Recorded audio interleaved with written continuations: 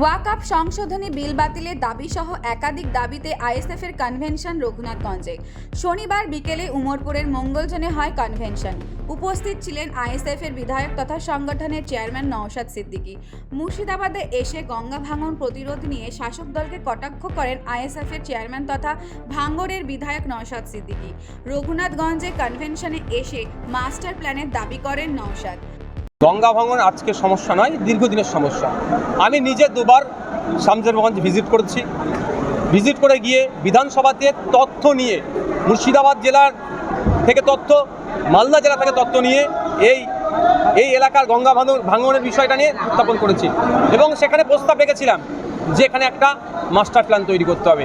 কিন্তু দুর্ভাগ্যের বিষয়, আমি এখানকার লোকাল কিছু তৃণমূল নেতার সাথেও কথা বলেছিলাম, সাধারণ মানুষের সাথেও কথা বলেছিলাম, তাদের মাথায় না এমন একটা ভুল জিনিস ঢুকিয়ে রেখেছে নাকি এই গঙ্গা ভাঙন রোধ করা যায় না।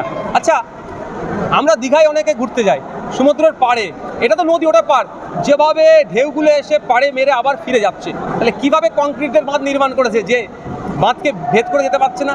এখানেও যদি আমরা যে টাকা ক্ষতিপূরণ আসে যদি সঠিকভাবে কাজে লাগানো হয় তাহলে গঙ্গা ভাঙন রোধ করা যাবে। কিন্তু দুর্ভাগ্যের বিষয়, গঙ্গা ভাঙন রোধের চিন্তাভাবনা শাসকের নাই।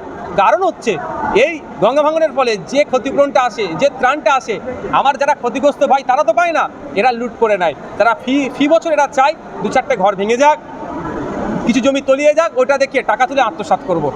ভাঙন প্রতিরোধে মাস্টার প্ল্যানের টাকা লুটের অভিযোগ করেন শাসকের বিরুদ্ধে।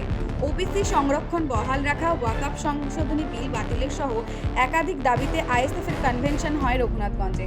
সভার মঞ্চে বক্তব্য রাখেন বিধায়ক। মঞ্চে পরিযায়ী শ্রমিকদের কাজে যাওয়া নিয়েও সরব হয় নওশাদ সিদ্দিকী।